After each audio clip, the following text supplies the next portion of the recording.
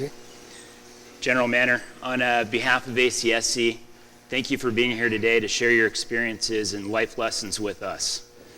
It's great to spend the week here, and I'm really impressed with what has happened in the last few days, and will continue through tomorrow. And I'm impressed with the educational projects that take place here, and I've always liked Maxwell.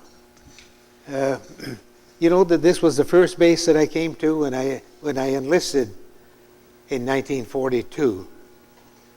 I came here to Maxwell, and it was a pre-flight training in the aviation cadets. And I've been back since then at various times. But at this time, and being an Eagle, to being recognized as an Eagle, is one of the great events of my life. Thank you. General, I'd actually like to start back in 1942 with the outbreak of World War II. You were a school teacher in upstate New York. Can you talk to us a little bit about your effort to get on to active duty during the war and how you ultimately became a pilot? Yes, I'll be glad to make a comment, and there's quite a bit to it. I'll keep it short. Try not to bore you with those details. Incidentally, can you hear me all through the room here?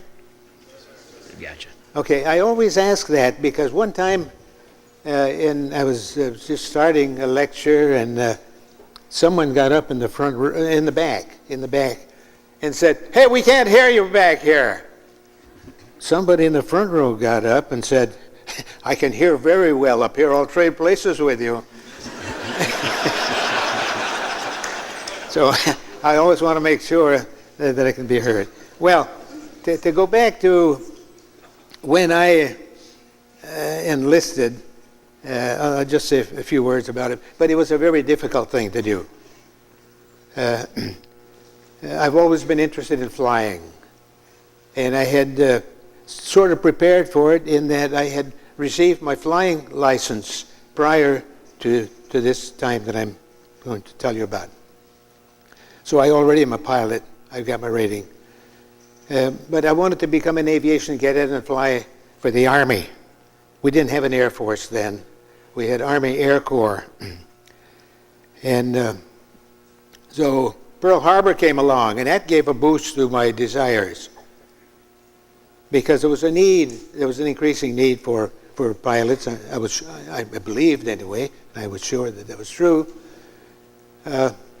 So with other people that I had gone to school with, I went to Governor's Island in New York, which was a recruiting place for primarily, I guess, for aviation cadets.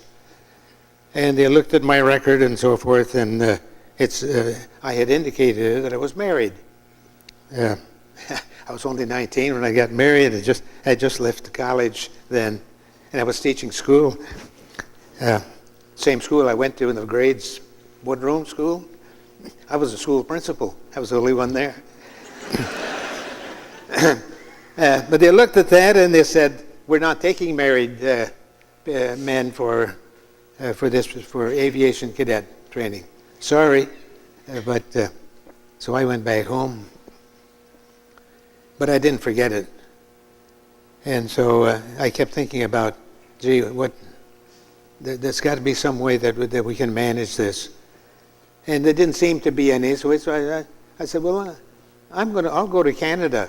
I knew there were some friends of mine had gone to Canada because for some reason they couldn't get in the U.S. And I took their exam, and they said, "You're accepted, and you're ready to go tomorrow." I said, "Well, right now I'm just up here to get all the information I can on it, and I do want to go, but I've got a contract that was hard to get because it was hard to get a job in those days, and I'd gotten a job to teach in this one-room school, and I said I've finished my contract, and then I'll come back and do that." They said, "Fine, whenever it's convenient for you, do it." So I came back to finish my work. In the meantime, the Army changed their rules, and they opened it up for married men. I said, "Boy, that's what I want. That's what I want." In the U.S. Air Corps, Army Air Corps. So, well, I don't want to go back to Governor's Island so quickly. But there was one in Albany, University. I went there. And being married didn't matter. Took all the tests, ready to go. But I had to meet a board. And in meeting the board, and they questioned me why I wanted to go and so forth. You're married. You won't have to go. And that's dangerous business. And so anyway, they wouldn't accept me. Well, that was very disappointing. Oh, they asked me what my classification was for the draft, and I said I have not yet been classified, but I will be soon. Well, you don't have to worry about it. You'll be 3A.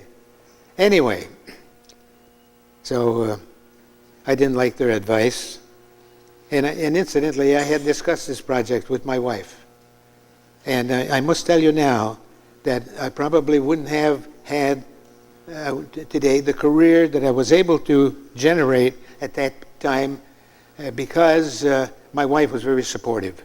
And without her, I would not have been able to reach what I did.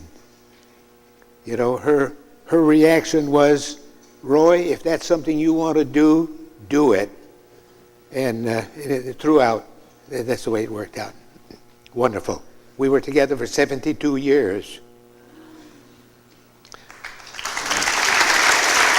So,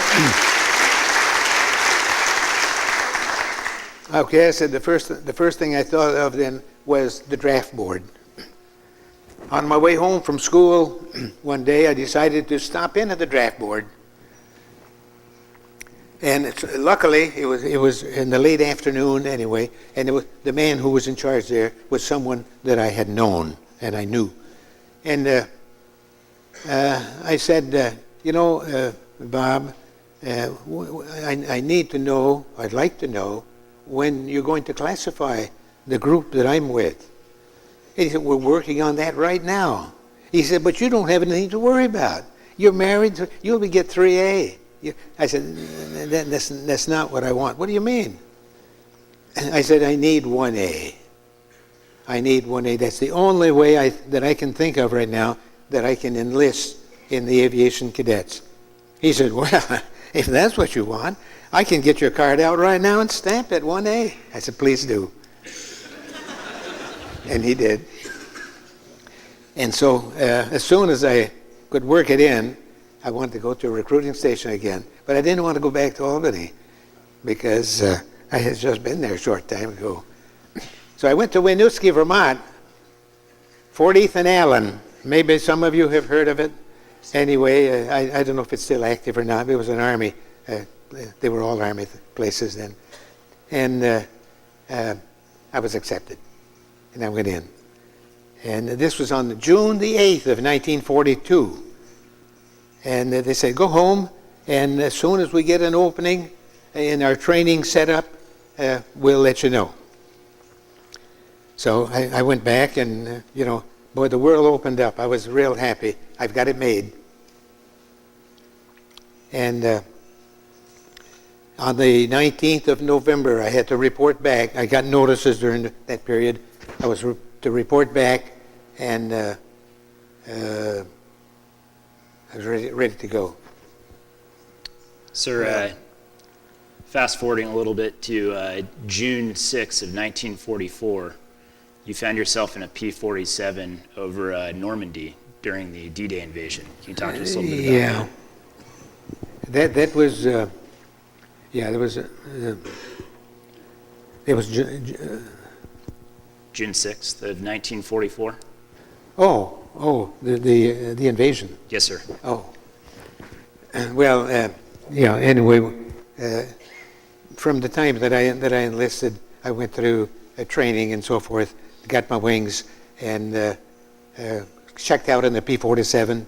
I went to Europe, and I joined the 8th Air Force, 358th Fighter Wing, 8th Air Force, and we flew missions against to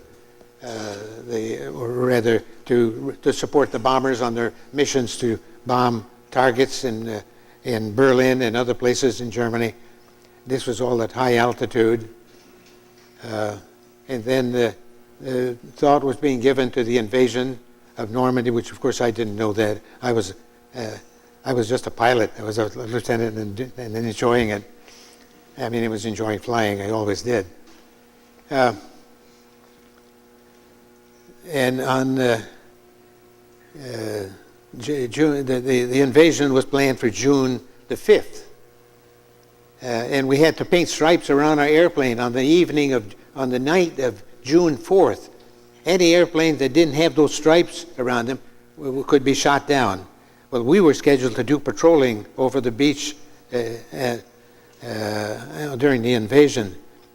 But the weather turned bad, and Eisenhower, General Eisenhower, who's the overall commander, had a decision to make, and he decided to delay it one day because of the weather. So we went on June the 6th, early in the morning, and my squadron provided, with other squadrons also, provided cover over the area. We didn't carry any bombs. Of course, we had 850 caliber machine guns, but we weren't there to attack targets on the ground because of all the action that was going to take place on the ground. It would have been dangerous for us to try to find a German target to hit. Anyway, that wasn't part of our mission. But since we weren't carrying any bombs, we had additional time for fuel so we could stay there longer. The weather was pretty good. A little bit, there were some clouds, broken clouds, but there were a lot of openings also. And we got there right at daylight. And right just before daylight, the paratroopers came in.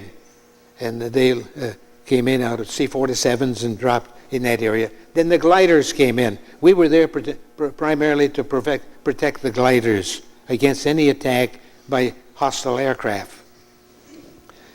And it was real interesting. Well, the whole thing was very interesting. But it was interesting to see these, maybe I can say hundreds of gliders being towed by C-47s coming in, and we were just circling over them and around them. And then you see the gliders being unhooked and then landing in these small fields in Normandy.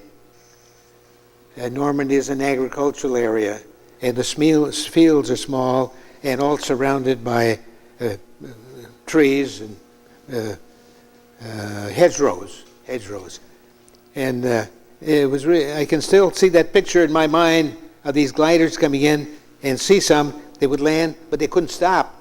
They would hit a hedgerow and go through it. The wings would come off and stay on this side. Then you'd see them on the other side of the hedgerow with men getting out. And gee, it was obvious in my thought that some of them must be injured going through that kind of a landing. But anyway, that's how some of our ground troops, many of our ground troops, got into Normandy. And then as we circled, then we saw the troops coming in off the landing craft, the water. And, you know, it seemed like hundreds, and it was hundreds of men coming across. And this was true at different beaches. I know some of you may have been to Normandy. You've seen where the different beaches are and so forth. It was a big day. And I guess I didn't realize it then, but it was a historical day. History was made there. And it took a while before the success could be established. Although it was established that we had made that we could stay there at this time, but we didn't go very far. And it was about 2 months before we broke through what they call the St. Lo breakthrough, and then we moved down the Cherbourg Peninsula. But it was about 2 months, so we had a lot of work to do before we could get there. And the losses were heavy. The losses were very heavy. I've seen the figures. I don't have them on the top of my mind, but it was in the thousands. It was a very costly operation.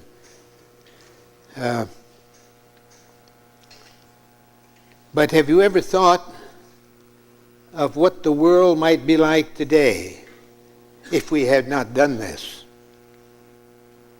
I think it would be a lot different. all of Europe except England had been taken over by Hitler's forces. Now, what were we doing after the invasion? Well, in a few days we were landing on the beach.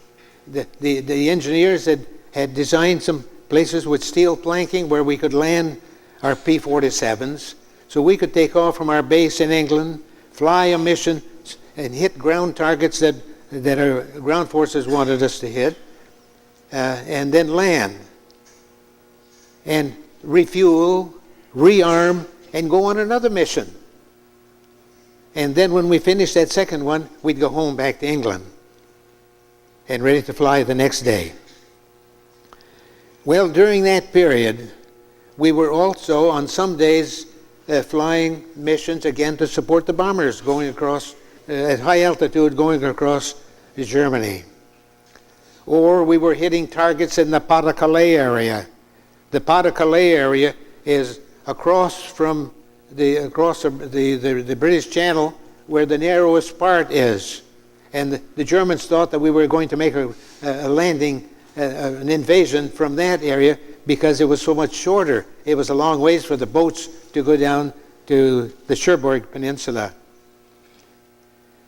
However, because of the way it was set up, with the Germans had some panzer divisions in the Pas-de-Calais area, which, as I say, was across with that narrow part. And we were given targets to hit there, or we were hitting bridges to prevent them from moving. It was trying to keep them there so they wouldn't move down to the where the beachhead was and defend the positions there. We wanted to bottle those panzer divisions where they were. So on July 4th. Yes, sir. Can I proceed to that? Yes, sir. Definitely. On July 4th, I was on a mission to bomb a bridge. There were 12 of us in this formation. Today, you'd probably do with just one airplane or two, but we used 12 that day, and we got the bridge.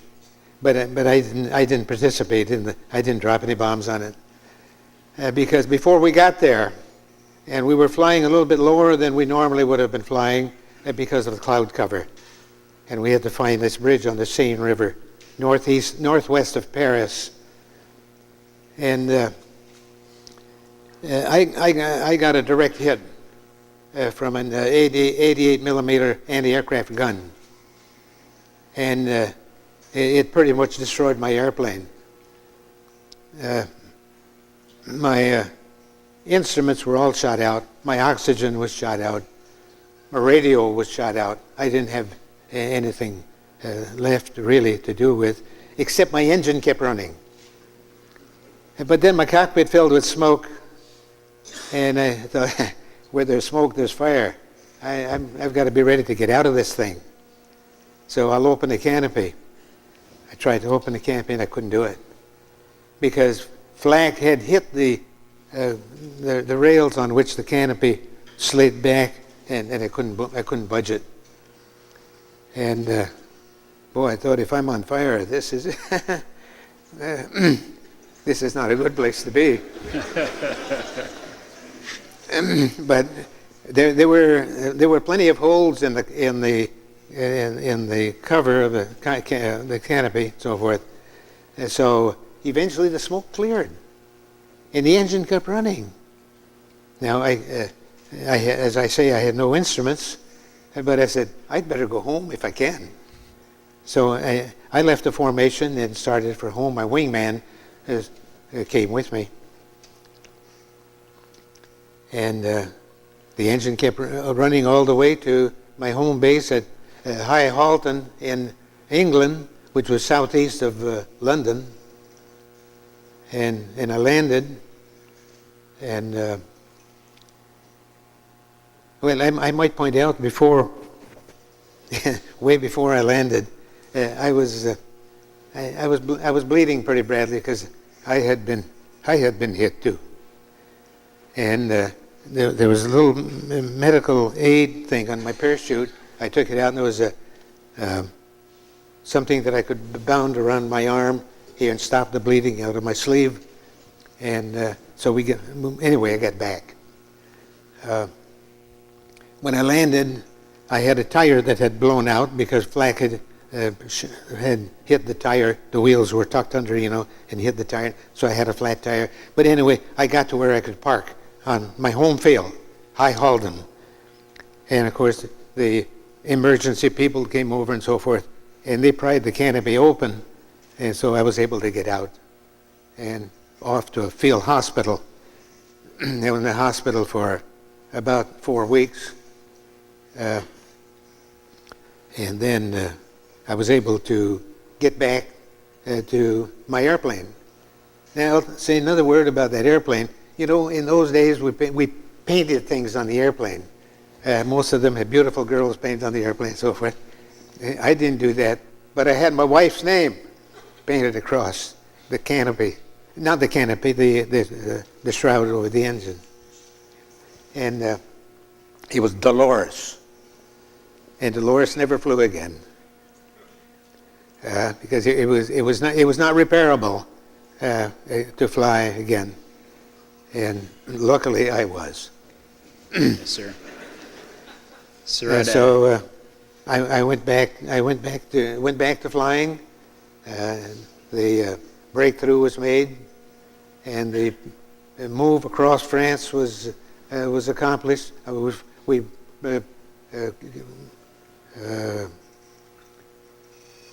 supported Patton, General Patton and his army. You've probably all seen the movie of Patton. It was a good movie. And with the Normandy landing turned out to be very successful. So I'd like to fast forward 26 years now. Sure. I'd like to fast forward 26 years to when you were a brigadier general and you received a phone call from the Pentagon in August of 1970 telling you to come up for a secret mission, the Santé raid. Oh, you want to talk Santé now? Yes, sir. Okay, well, let me just say a little bit more word about it. Sure. We crossed Germany. We were held up at the German border. I ended up in Metz, France, and this was just before the Battle of the Bulge started. You've all read about the Battle of the Bulge, I'm sure. Then the breakthrough was made across the German lines. I ended up in Nuremberg, where the trials later came on in Germany, and that's where when the war ended. There was on May the 8th of 1945, and then my unit was assigned to go to the Pacific, but it took some time to get it ready, and it was 2 or 3 months anyway. The war in the Pacific didn't end until August the 15th. And on August 15th, I happened to be in London. And but there was dancing in the streets all night long, and it was really a big day. Now the war in Europe was over. The war in the Pacific was over, and we were scheduled to board our boats and the boat to go to the Pacific in Nice, France, in the southern part on the Mediterranean Sea. And rather than go over there, we came to New York, and I came home. And so I was there about almost 2 years. And now we go. What was the point? And now we'll jump forward 26 years, sir, to August of 1970, when you got a phone call to come up to the Pentagon for the Santé raid. Now we're going to move to Southeast Asia in 1970. But I've got to say a word or two about before that. I had several assignments before that turned out to be in fighters, which was good. I had a fighter wing in Vietnam, and I had a great fighter wing. I had Phuket, and I had 5 squadrons on the wing. One of them was a National Guard squadron from Sioux City, Iowa. One was the Misty Squadron, which was a forward air controllers in the north. Our work was all in the south. But It was particularly good because I like to fly, and there I could fly as much as I wanted. I was I was the commander of the wing, and and so I did get a lot of flying in. I think it was 275 missions, so that was good. I came back from there, and I went to McConnell Air Force Base and flew the 105s there, and then I got promoted to Brigadier General, and I was moved to the commander of the Special Operations Force at Eglin and Hurlburt. Some of you have been at Hurlburt. You've been at Hurlburt, and it was one of my bases. A great assignment. Even though in those days the special forces didn't have the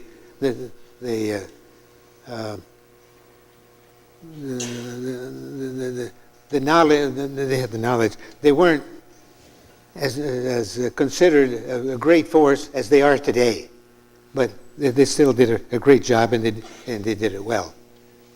Anyway, that's the job I had, was to train that, to help to train that unit, and it was a good assignment. I got a call one day, it was on a Saturday, to go to Washington, to be there on Monday.